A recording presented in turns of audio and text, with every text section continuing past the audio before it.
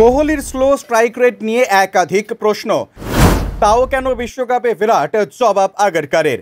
2024 T20 বিশ্বকাপ শুরু হতে আর খুব একটা বেশি সময় বাকি নেই। আগামী মাসের 1 তারিখ থেকেই এই টুর্নামেন্ট শুরু হয়ে যাবে। সেই কারণে ইতিমধ্যে ভারতীয় ক্রিকেট কন্ট্রোল বোর্ড টিম ইন্ডিয়ার 15 সদস্যের দল ঘোষণা করে দিয়েছে। এই স্কোয়াডে যে বিরাট কোহলিকে রাখা হবে তা নিয়ে কারোর কোনো দ্বিমত ছিল না, আর তাও হয়েছে। কিন্তু সম্প্রতি আইপিএল টুর্নামেন্টে বিরাট যে পারফরমেন্স করেছে তাতে তার ধীরগতি স্ট্রাইক রেট নিয়ে ইতিমধ্যে একাধিক প্রশ্ন উঠতে শুরু করেছে।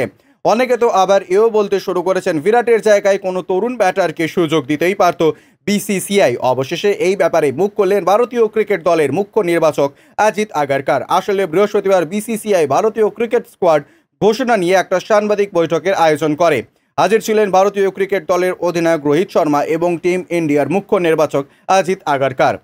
এই বৈঠকের খুব স্বাভাবিকভাবে বিরাট কোহলি স্ট্রাইক রেট এবং কোন মাপকাঠিতে বিশ্বকাপ স্কোয়াডে নেওয়া হলো তা নিয়ে সাংবাদিকরা প্রশ্ন করেন। জবাবে অজিত আগারকার বলেন, আসলে কোহলি স্ট্রাইক রেট নিয়ে আমাদের মধ্যে কোনো আলোচনাই হয়নি। আইপিএল এবং আন্তর্জাতিক ক্রিকেটের মধ্যে একটা বড় পার্থক্য রয়েছে। আন্তর্জাতিক ক্রিকেটে অভিজ্ঞতার প্রয়োজন হয়। আমাদের এই দলে ভারসাম্যের পাশাপাশি যথেষ্ট শক্তিও রয়েছে।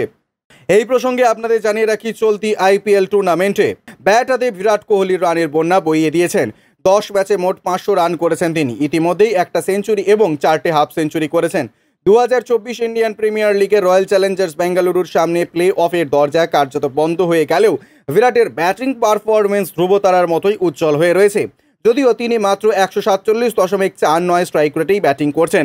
আগারকার আরও যোগ করেন, আইপিএল টুর্নামেন্টে যে যা পারফরমেন্স করেছেন তার থেকে ইতিবাচক দিকটাই গ্রহণ করা উচিত। বিশ্বকাপের চাপটা একেবারেই আলাদা, ফলে দুটো টুর্নামেন্ট একসঙ্গে মিশিয়ে ফেলা একেবারেই উচিত নয়। Bureau report, UJ news.